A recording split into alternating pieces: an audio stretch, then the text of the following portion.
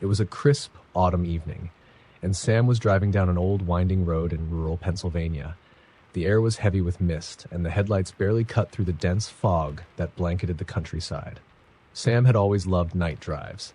They were peaceful, meditative, but tonight felt different. The quiet wasn't soothing, it was oppressive. The radio crackled with static before going silent altogether, leaving only the faint hum of the engine and the soft crunch of gravel under the tires.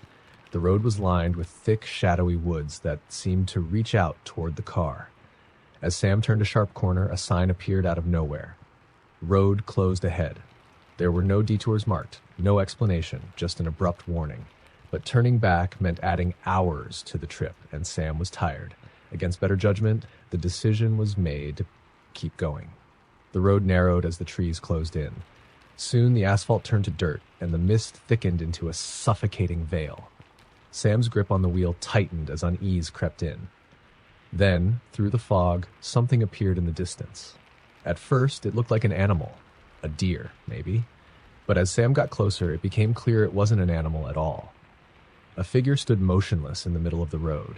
It was a man, dressed in tattered clothes, his face obscured by shadows. Sam slowed the car to a crawl, the high beams illuminating the stranger. He raised a hand in a wave, but it wasn't a casual greeting. It was slow, deliberate, almost mechanical. Sam's instincts screamed to hit the gas, but curiosity won out. Lowering the window slightly, Sam called out, "Do you need help?" The man didn't respond. Instead, he stepped closer to the car, his movements jerky and unnatural. His face came into view and Sam's stomach twisted. His eyes were wide and unblinking, and his mouth was stretched into a grotesque grin that didn't match the rest of his expression. It was a smile devoid of joy, one that felt wrong on every level. Sam didn't wait for him to get any closer. Slamming the window shut, the car lurched forward, tires skidding on the loose dirt. The man didn't chase after it, he just stood there, his grin fading as the car disappeared into the mist. Breathing heavily, Sam glanced in the rearview mirror. The road behind was empty, but the unease lingered. Just when relief started to set in, a sudden thud shook the car. It was as if something, or someone, had landed on the roof. Panic set in, and Sam floored the accelerator, the car careening down the treacherous road. The sound of scraping metal echoed through the cabin as if nails were being dragged along the roof. Sam didn't dare stop, didn't dare look up. Then came the laughter. It was faint at first, but it grew louder, more maniacal. It sounded like it was coming from everywhere at once. Finally, the trees parted, and the road opened up to a small, abandoned gas station. Sam skidded to a stop, heart pounding. The laughter ceased, and the car fell silent.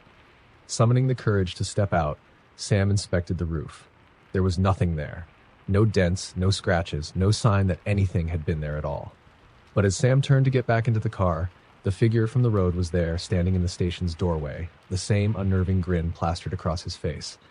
This time he spoke. "You can't leave." Sam froze, unable to move as the man stepped closer.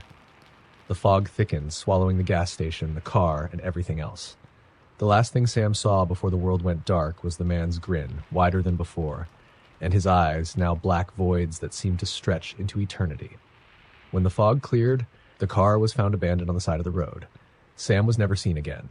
But on misty nights, drivers on that road sometimes report seeing a lone figure waving at them from the shadows, his grin impossible to forget. Story number 2. It was a cold, moonless night when Lisa set out on the lonely stretch of highway through the Arizona desert. She was on her way to a small town she had never visited before, hoping for a fresh start after a rough year. The road stretched endlessly ahead, the black asphalt fading into the darkness, flanked by rocky terrain and the occasional skeleton of a cactus. The isolation was comforting at first, but as the hours dragged on, it started to feel oppressive. The hum of the tires and the faint glow of the dashboard were the only constants. Lisa hadn't seen another car in over an hour. The vast emptiness outside the windows began to feel like it was closing in. Then, in the distance, she spotted something. A faint glimmer of light on the side of the road. As she got closer, she realized it was a car, pulled over with its hazards flashing. A figure stood next to it, waving frantically. Lisa slowed down instinctively. It was a woman, disheveled and pale, her eyes wide with fear. Lisa rolled down her window cautiously. "Do you need help?" The woman leaned in, her voice trembling. "Please, my husband. He's hurt. He's in the car. Can you call for help?" Lisa nodded and grabbed her phone, but there was no signal. She frowned, holding it up higher, but the screen remained blank. "No service," she said apologetically. "I can drive to the next town and call for you." The woman shook her head violently. "No, please, you have to come look. I don't think he's breathing." Her voice cracked and tears streamed down her face. Against her better judgment, Lisa parked on the shoulder and stepped out. The desert air was freezing, and the silence was deafening. The woman led her toward the car, a beat-up old sedan with its driver's side door hanging open. Lisa peered inside, expecting to see an unconscious man slumped in the seat. But the car was empty. She turned back to the woman, confused. "Where is he?" The woman didn't respond. Her face was blank now, her earlier panic gone. Before Lisa could react, she felt a sharp, searing pain in the back of her head. The world spun, and she hit the ground hard. When she came to, she was lying in the trunk of her own car, wrists and ankles bound. The woman's face loomed above her, now devoid of any emotion, her eyes hollow and cold. Behind her stood a man, tall and gaunt, his face shrouded in shadow. The woman leaned in close. "You should have kept driving." Lisa screamed, but the sound was swallowed by the vast desert night. The man slammed the trunk shut, plunging her into darkness. She heard the engine roar to life, and her car began to move. Where they were taking her, she didn't want to imagine. Days later, her car was found abandoned deep in the desert, far from any road. There was no sign of Lisa, but there were scratches on the inside of the trunk lid, as if someone had tried desperately to claw their way out. Locals whisper about that stretch of highway, warning travelers not to stop for anyone, no matter how desperate they seem. Because once you do, you might never leave. Story number 3. The rain was relentless, pounding against the windshield as Mark drove through the back roads of rural West Virginia. It was late, too late, and he was miles from the nearest town. His GPS had long since lost signal, leaving him at the mercy of unmarked roads and blind turns. Every now and then, his headlights would catch the glint of a sign, but the rusted metal and overgrown vines made them unreadable. Mark just wanted to get to his motel and sleep. But as the storm intensified, so did his sense of dread. The road narrowed, bordered by thick woods that seemed to press closer with every mile. Branches scraped against the roof as if the trees themselves were reaching for him. Then, out of nowhere, he saw it. A woman stood in the middle of the road, drenched, her hair clinging to her pale face. Mark slammed on the brakes, the car skidding to a stop mere feet from her. She didn't flinch, didn't move, just stood there, staring. Mark rolled down his window slightly, rainwater dripping into the car. "Are you okay? Do you need help?" She didn't answer at first. Her lips moved, but no sound came out. Then she whispered, barely audible over the rain, "He's coming." Mark's stomach tightened. "Who's coming? Do you need me to call someone?" Before he could get a response, the woman turned and walked toward the woods. Her movements were slow and deliberate, like she was in a trance. Mark hesitated, unsure whether to follow or drive away. Against his better judgment, he grabbed a flashlight from the glove compartment and stepped out into the storm. "Wait!" he called after her. The rain made it hard to see, but he could just make out her figure disappearing into the trees. He followed, his flashlight cutting through the darkness. The forest was eerily quiet, save for the rain and the crunch of wet leaves underfoot. He called out again, but the woman didn't respond. As he moved deeper into the woods, he noticed something strange. Car parts. A rusted bumper here, a shattered headlight there, all strewn haphazardly. The trees were scarred too, their bark gouged as if by some enormous claws. Mark's flashlight flickered, and he smacked it, cursing. That's when he heard it, a low, guttural growl. It wasn't human, but it wasn't any animal he recognized either. His heart pounded as he scanned the darkness. The growl came again, closer this time. And then he saw them, two glowing eyes impossibly high off the ground. They stared at him, unblinking, before whatever it was stepped forward. The flashlight illuminated a massive figure, hunched and covered in matted fur. Its face was twisted, half human, half beast, with teeth that gleamed like knives. Mark stumbled back, dropping the flashlight. The thing let out a deafening roar and charged. He turned and ran, branches clawing at his face and arms as he sprinted back toward the road. He could hear it crashing through the underbrush behind him, closing the distance. When he broke through the tree line, his car was just ahead. He threw himself into the driver's seat, fumbling with the keys.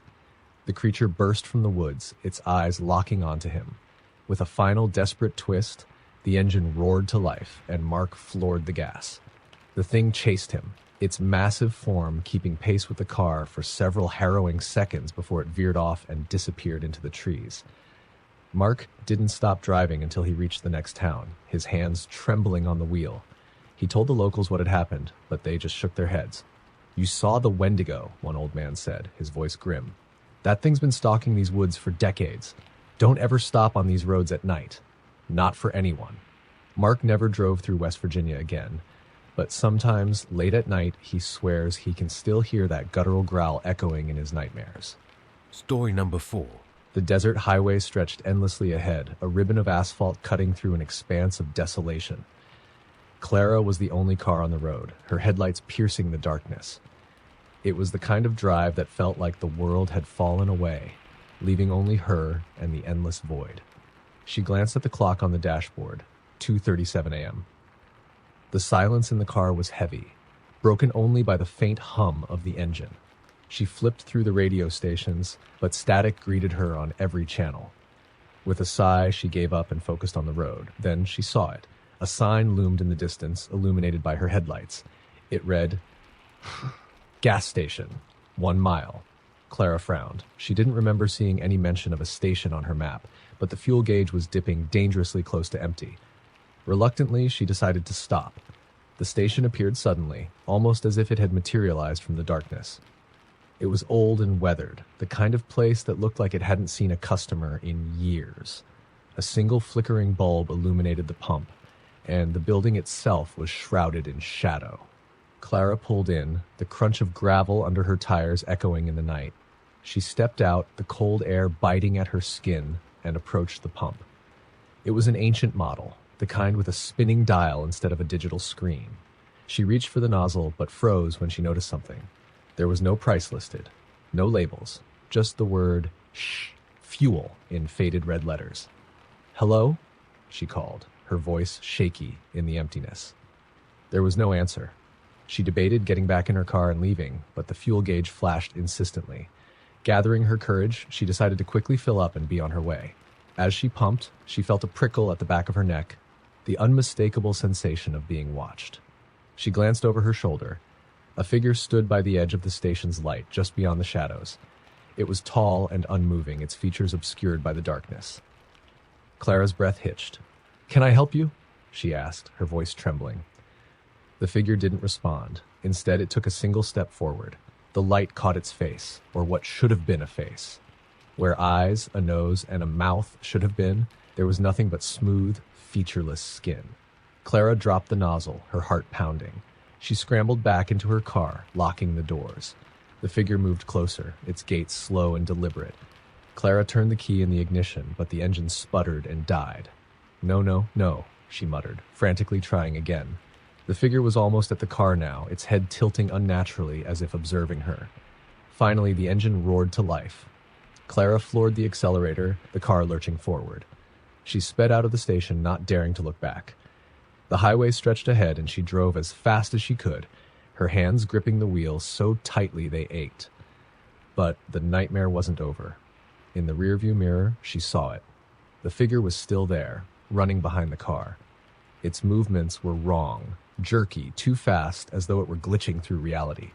Clara pressed the gas pedal harder, the speedometer climbing past 100 miles per hour, but it didn't matter. The figure kept pace, and then it was gone, just like that. Clara didn't stop until dawn, when she finally reached a small diner on the outskirts of a town. She stumbled inside, pale and shaking. The waitress behind the counter noticed her state and approached. "Long night?" the waitress asked kindly. Clara nodded, her voice barely a whisper. "I stopped at a gas station. Something was there." The waitress frowned. "What gas station?" Clara described it, and the waitress's face paled. "That station burned down 20 years ago. Everyone knows not to stop there." Clara felt her stomach drop. She staggered back to her car, now bathed in the morning light. The fuel gauge was full, but the nozzle of the pump wasn't there. Instead, claw-like scratches marred the side of her car, as though something had tried to get in. Story number 5. It was past midnight when Jake found himself on a desolate, forested road. He had been driving for hours, trying to make it to a remote cabin his friend had invited him to for a weekend getaway. His phone had lost signal miles ago, and the GPS had frozen, leaving him relying on printed directions that he could barely read in the dim light of the cabin. The road twisted and turned, narrowing as towering trees closed in on both sides. The beams of his headlights illuminated nothing but endless rows of skeletal branches and patches of dense fog. The deeper he drove, the more isolated he felt. Jake tried to shake off the unease creeping up his spine. It was just a road, empty, yes, but nothing to be scared of. Then he saw it, a figure standing in the middle of the road. Jake slammed on the brakes, the tires screeching against the asphalt. The car skidded to a halt just feet away from the person. It was a woman. She stood motionless, wearing a long, tattered dress, her hair hanging over her face in dark, wet strands. The way she stood, hunched and lifeless, made Jake's stomach knot. "Hey, are you okay?" Jake called through the rolled-down window, though every instinct screamed at him to drive away. The woman didn't respond. Instead, she raised her head slightly, revealing pale, sunken features. Her lips moved, whispering something Jake couldn't make out. Against his better judgment, he rolled the window down farther and leaned closer. "What did you say?" he asked. Her whisper became audible. "Don't stop." Jake blinked, confused. "What do you mean?" Before he could get an answer, the woman's head snapped unnaturally to the side and she bolted into the woods, her movements impossibly fast and erratic. Jake sat frozen, his pulse racing. He debated following her, but decided against it. Instead, he pressed on, gripping the wheel so tightly his knuckles turned white. The road became eerily quiet. Even the hum of the engine seemed muted. That's when he noticed something in the rearview mirror. Shadows moving. At first, he thought it was a trick of the fog, but then he saw them clearly. Figures, dozens of them, emerging from the woods and stepping onto the road behind his car. They walked in unison, their faces obscured by shadow. As they drew closer, Jake could see their heads tilting at odd angles, their limbs jerking unnaturally. Their mouths hung open, but no sound came out. Panic surged through Jake. He floored the gas pedal, the car roaring down the narrow road. The figures didn't run, but they didn't need to. No matter how fast he drove, they seemed to get closer, appearing in the rearview mirror as though they were being pulled by an invisible thread. Up ahead, Jake spotted a fork in the road. He swerved left, hoping to lose them, but as soon as he made the turn, the headlights illuminated something that made his blood run cold. The woman was standing there, directly in his path. Jake slammed on the brakes again, but this time he wasn't fast enough. The car plowed through her, yet there was no impact, no sound. She simply vanished as if she were made of smoke. The car skidded to a halt, and Jake sat in stunned silence. His breathing was ragged, his hands trembling. He glanced in the rearview mirror. The figures were gone. He exhaled shakily and put the car in drive, eager to get as far away as possible. But just as he pressed the gas, a faint whisper filled the cabin. "You should have listened." Jake whipped his head around, but the back seat was empty. The whisper came again, louder this time. "Don't stop." The radio crackled to life, though he hadn't turned it on. The static grew louder, drowning out everything else, until a single, chilling voice broke through. "He's here!" The headlights flickered and the engine sputtered. Jake frantically turned the key, but the car refused to start. In the dim light, he saw something move in front of him. A massive, hulking shadow that didn't belong to any animal he'd ever seen. Its eyes glowed red and its mouth opened in a wide, unnatural grin. Jake screamed as the shadow lunged toward the car, the windows shattering as the world went dark. The next morning, search parties found his car abandoned on the side of the road. The windshield was shattered and deep claw marks scored the hood. Jake was never found, but his last words were scrawled on the fogged-up inside of the window. "Don't stop." Story number 6. The rain was unrelenting as Emma drove down the forgotten stretch of Route 23. Her wipers struggled to keep up, and the storm transformed the road into a glistening mirror. The GPS had stopped working an hour ago, and she hadn't seen another car since sunset. Her phone sat uselessly on the passenger seat, its battery drained. She regretted taking the shortcut, but figured she'd power through. The sooner she got to her sister's house, the better. Yet, as the miles dragged on, the isolation started to gnaw at her nerves. The forest on either side of the road loomed like a black wall, its edges blurred by the downpour. Up ahead, her headlights caught a flash of movement. Emma slowed, her stomach tightening. A figure stood by the side of the road, drenched and shivering. It was a man, waving frantically. His clothes were soaked, clinging to his thin frame. Emma hesitated. Everything in her screamed, "Don't stop!" But what if he genuinely needed help? The storm was brutal, and leaving someone out here felt cruel. Against her better judgment, she pulled over and rolled the window down slightly. "Are you okay?" she called over the sound of the rain. The man leaned down, his face illuminated by the dim light inside the car. His eyes were wide and bloodshot, his lips trembling. "Thank God you stopped," he said, his voice hoarse. "My car broke down. Can you give me a ride to the next town?" Emma glanced at the empty road ahead and then back at him. He didn't seem threatening, just desperate. She nodded reluctantly. "Get in." The man climbed into the passenger seat, water pooling on the floor from his soaked clothes. He fidgeted nervously, wringing his hands. "Thanks," he muttered, staring straight ahead. "I've been out here for hours." Emma nodded, gripping the wheel tighter as she merged back onto the road. The silence between them was thick, broken only by the rhythmic thud of the wipers. After a few minutes, the man spoke again. "You shouldn't be out here." Emma glanced at him. "Neither should you." He didn't respond, his eyes fixed on the darkness outside. Then he added, almost as an afterthought, "This road, it's not safe." A chill ran down her spine. "What do you mean?" The man shifted uncomfortably. "There's something out here, something that follows you. Once you notice it, it doesn't stop." Emma forced a nervous laugh. "Sounds like an urban legend." He turned to her, his expression dead serious. "It's not a legend." Before she could reply, the car jolted violently, as if it had hit something. Emma slammed on the brakes, her heart pounding. The man didn't react, just sat there, staring ahead. "What was that?" she asked, her voice shaking. The man's voice was barely a whisper. "It's here." Emma's blood ran cold. She turned to look at him, but he was no longer in the seat. The passenger door was locked, the seatbelt still fastened, but he was gone. The air in the car felt heavy, suffocating. She looked into the rearview mirror. Something moved in the back seat. Emma froze, her breath hitching. A figure sat hunched in the shadows, its head tilted at an unnatural angle. Its eyes glowed faintly, like embers, and its mouth stretched into a smile far too wide for any human face. Her hand fumbled for the door handle, but it wouldn't budge. The figure leaned forward, its face inches from hers, though it never seemed to move. Its voice was low and guttural, but the words were unmistakable. "You shouldn't have stopped." The car's engine roared to life on its own, the speedometer climbing as the vehicle hurtled down the road. Emma gripped the wheel, screaming, but the figure remained motionless, its burning eyes locked on her. The last thing she remembered was the blinding light of an oncoming truck.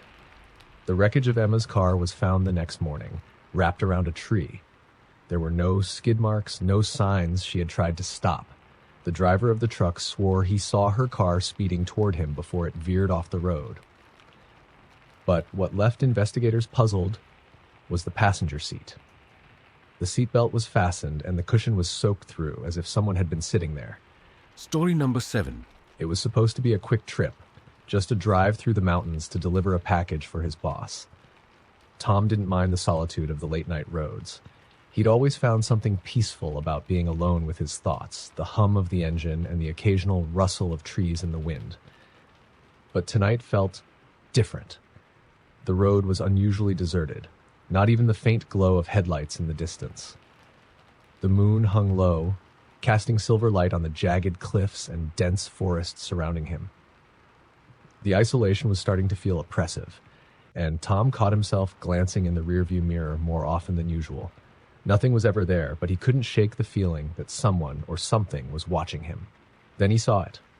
A hitchhiker standing on the shoulder of the road. Tom hesitated. The figure was tall, dressed in a long coat that fluttered slightly in the breeze. Its face was obscured by the hood of the coat, and it held out a hand, signaling for a ride. Tom rarely picked up hitchhikers, but something about this stretch of road made him reconsider. It was a lonely place to be stranded. He pulled over, the gravel crunching under his tires. The figure moved toward the car, its steps slow and deliberate. When the door opened, a wave of icy air filled the cabin. "Thanks for stopping," the hitchhiker said, voice low and gravelly. It climbed into the passenger seat and pulled the door shut with a soft click. "No problem," Tom said, forcing a smile. Where you headed? The hitchhiker didn't answer right away, staring straight ahead. Just a little farther, it finally said. I'll tell you when to stop. Tom nodded, gripping the wheel. The air in the car felt heavy, almost suffocating. He tried to make small talk, but the hitchhiker's responses were curt, its tone flat. Every now and then, Tom would glance over, but the shadows of the hood made it impossible to see the hitchhiker's face. The tension in the car grew unbearable. Tom focused on the road, eager to drop his passenger off as soon as possible. Then, without warning, the hitchhiker spoke again. Have you ever heard of the Shadow Road? Tom frowned. Can't say I have. What's that? It's a road that doesn't exist, the hitchhiker said, its voice a monotone. But sometimes people find themselves on it anyway. They drive and drive, thinking they'll reach their destination, but they never do. The road just keeps going. Tom laughed nervously. Sounds like a ghost story. The hitchhiker turned its head slightly, and Tom felt the weight of its gaze, though he still couldn't see its face. It's not a story, it said. Tom's hands tightened on the wheel. He tried to push the hitchhiker's words out of his mind, but the road ahead did seem endless. The scenery hadn't changed in miles, still the same twisting curves, the same towering trees. Turn here, the hitchhiker suddenly instructed, pointing to a narrow dirt road. Tom hesitated. Are you sure? This doesn't look like a main road. Turn, it repeated, its voice colder now. Against his better judgment, Tom complied. The tires crunched over gravel as he entered the narrow path, the trees pressing closer on either side. The headlights illuminated the way ahead, but the forest seemed darker now, as if the light itself was being swallowed. After several minutes of driving in silence, Tom noticed something strange. The road behind him was gone. The rearview mirror reflected only darkness, as if the path had disappeared the moment he passed it. His heart pounded, but he didn't dare stop. You shouldn't have picked me up, the hitchhiker said suddenly. Tom turned his head sharply. The passenger seat was empty. The car swerved, and Tom barely managed to regain control. He slammed on the brakes, skidding to a stop. His breath came in ragged gasps as he scanned the road and the woods, but there was no sign of the hitchhiker. And then he saw them. Figures standing just beyond the tree line. Dozens of them, their forms indistinct, like shadows given life. They didn't move, but Tom could feel their eyes on him, their presence pressing against his chest like a weight. The engines sputtered and died. The lights flickered, leaving him in near-total darkness. He frantically tried to restart the car, but the ignition clicked uselessly. A whisper filled the air, low and guttural, as if coming from all around him. You're on the Shadow Road now. The figures began to move, gliding silently toward the car. Tom's screams echoed into the endless night, but the forest swallowed the sound whole. His car was found days later, abandoned in a clearing that didn't appear on any map. The driver's seat was empty, but the passenger seat bore a deep, blackened handprint burned into the fabric. No one ever saw Tom again, though some say you can still hear his screams if you drive Route 23 on a moonless night. Story number 8. The rain fell in heavy sheets, turning the narrow country road into a slick, glistening snake. Mia squinted through the windshield, her wipers struggling to keep up. She was late getting home, and this shortcut through the woods was supposed to save time. Now she wasn't so sure. The radio crackled, a faint static breaking the silence. She fiddled with the knob, trying to find a station, but only distorted voices and eerie hums filled the airwaves. Frustrated, she turned it off. The road was dark, lined with ancient trees whose twisted branches formed a canopy above. Every now and then her headlights would catch something, a sudden movement, a shadow darting just out of sight. Mia told herself it was just her imagination. It had to be. And then she saw it. A pale figure stood in the middle of the road, illuminated starkly in her high beams. Mia gasped, slamming on the brakes. The car skidded to a stop, the tires kicking up water. Heart pounding, she leaned forward, trying to make sense of what she was seeing. It was a woman, dressed in a long, tattered white dress. Her hair hung over her face in damp strands, and her arms dangled limply at her sides. She wasn't moving. Mia rolled down her window slightly, her voice trembling. Are you okay? Do you need help? The woman didn't respond. Instead, she lifted her head slowly, her face pale and expressionless, her eyes hollow and unseeing. Mia's stomach churned. I can call someone for you, she stammered, though her phone was dead. The woman raised an arm and pointed behind Mia. Her movements were stiff, unnatural, like a marionette being controlled by invisible strings. Mia turned her head to look in the rearview mirror and froze. Something was behind her car. A shadowy figure crouched low, its limbs too long, its body impossibly thin. It was watching her, its head tilted at an unnatural angle. The rain didn't seem to touch it, and its eyes glowed faintly in the dark. Panic surged through her. She turned back to the woman in the road, but she was gone. The space where she'd been standing was empty. The only sound was the rain drumming against the roof of the car. Mia's hands shook as she put the car in reverse, her eyes darting between the rearview mirror and the road ahead. The shadowy figure didn't move. It just crouched there, waiting. She floored the accelerator, the car lurching backward. The figure disappeared into the darkness behind her, but Mia didn't dare stop. She shifted into drive and sped down the road, her heart racing. She didn't care where the road led anymore. She just wanted to get away. But the nightmare wasn't over. As the road curved, her headlights illuminated something ahead. The same woman in the white dress. She was standing on the shoulder, her head tilted as if watching Mia pass. Mia screamed, gripping the wheel tighter. The woman appeared again, farther down the road, and again.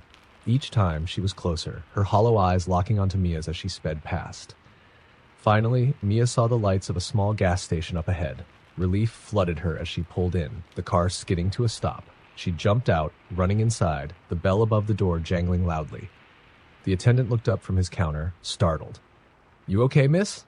There's someone out there," Mia blurted, her voice shaking. On the road, a woman and something else. I think they were following me. The attendant's face darkened. "What road did you come down?" "The one through the woods," Mia said, struggling to catch her breath. He sighed, rubbing the back of his neck. "You're not the first to say that. Locals call it the Widow's Road. They say if you see her, you shouldn't stop, and if you see something behind you..."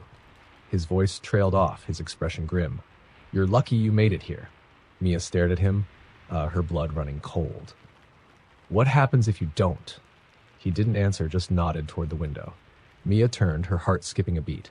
In the reflection of the glass, she saw her car parked outside, and standing beside it, staring directly at her, was the woman in white. Story number 9. The desert highway stretched out endlessly, illuminated only by the dim glow of Jim's headlights. He had taken this route to avoid the crowded freeways, but now he was regretting it. The isolation was oppressive, the silence broken only by the hum of his car engine and the occasional chirp of insects. The gas gauge dipped below a quarter tank. Jim sighed, realizing he hadn't seen a gas station in miles. As if on cue, a faint light appeared in the distance, flickering like a dying bulb. Relief washed over him. He pulled into what looked like an old, run-down service station. The place was eerily quiet. A single pump stood under a canopy, its paint chipped and weathered. The light above it buzzed faintly, casting a sickly yellow glow. The convenience store attached to the station was dark, its windows smeared with grime. Jim stepped out of the car, the desert air cool against his skin. He grabbed the pump and inserted it into the tank, but the nozzle clicked. No gas. Annoyed, he glanced around, hoping to find someone who could help. That's when he noticed the figure standing just beyond the edge of the light. "Hey!" Jim called, waving his arm. "Do you work here?" The figure didn't move. It was tall and thin, dressed in what looked like a mechanic's jumpsuit. The shadows obscured its face, but Jim could feel its gaze fixed on him. A chill ran down his spine. "Hello?" He tried again, his voice faltering. The figure took a single step forward, and Jim instinctively backed away. "Look, if you don't work here, I'll just leave," he said, forcing a nervous laugh. The figure took another step, then another. Its movements were slow, deliberate, almost mechanical. Jim jumped into his car, slamming the door shut. He turned the key, but the engine sputtered and died. He tried again, panic setting in as the car refused to start. The figure was now at the edge of the canopy's light. Jim could see its face, or rather the lack of one. Where its features should have been was a smooth blank surface. No eyes, no nose, no mouth, just pale, featureless skin. Jim's breath hitched. He locked the doors, his hands trembling. The figure raised an arm, pointing directly at him, and then it spoke. Not with a voice, but with a sound that seemed to vibrate inside his head. "You shouldn't be here." The lights above the pump flickered and went out, plunging everything into darkness. Jim fumbled for his phone, the screen casting a weak glow. He tried to dial 911, but there was no signal. The car shook violently as if something heavy had landed on the roof. His pulse raced. He looked up through the windshield and saw nothing but the inky blackness of the desert night. The car rocked again, harder this time, and a loud scraping noise echoed from the roof. Jim screamed, slamming his fists on the steering wheel. "What do you want?" he shouted, his voice cracking. The scraping stopped. For a moment, there was silence. Then, a pale hand smacked against the driver's side window, its fingers long and skeletal. Jim's heart pounded as he watched the hand slowly slide downward, leaving behind streaks of some dark, oily substance. Desperation took over. He threw the car into neutral and rolled it down the slight incline of the station's driveway. The vehicle picked up speed, and he prayed the momentum would carry him far enough to jumpstart the engine. It worked. The car roared to life, and Jim didn't look back as he sped down the highway, the needle on the speedometer climbing higher and higher. Hours later, he reached a small diner on the edge of town. Shaking, he stumbled inside and told the staff what had happened. An older man sitting at the counter listened quietly, his face grave. "You were at the old station, weren't you?" the man finally asked. Jim nodded. "Yeah, why?" The man sighed heavily. "That place burned down 20 years ago. No one's been out there since." Jim froze. "No, that's impossible. I saw it. I was there." The man's gaze darkened. "You weren't at a gas station. You were somewhere else. Somewhere you shouldn't have been." Jim's stomach dropped.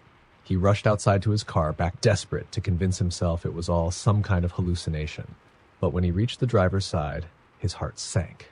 The window was smeared with dark, oily streaks. And on the roof of the car, etched deep into the metal, were 3 words, "Don't come back." Story number 10. On a cold autumn night, just past midnight, Brian, a long-haul truck driver, found himself navigating a desolate stretch of highway that cut through the Appalachian Mountains. The road was devoid of streetlights, and the only illumination came from his truck's high beams, which barely pierced the oppressive darkness. Towering trees lined the road, their gnarled branches stretching out like skeletal arms, creating eerie shadows that seemed to shift and writhe.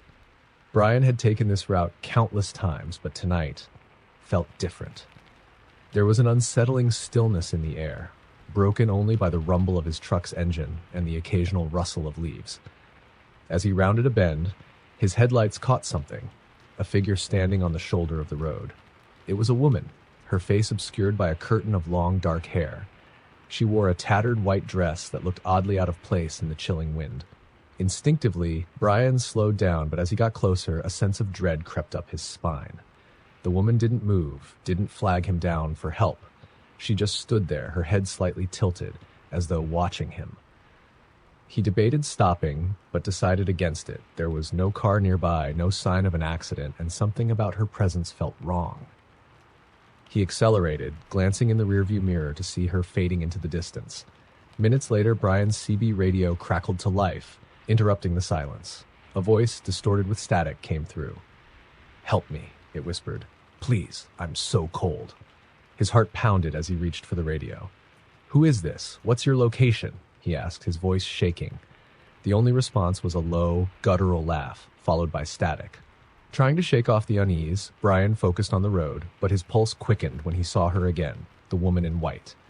This time, she was standing in the middle of the road, this forcing him to slam on the brakes.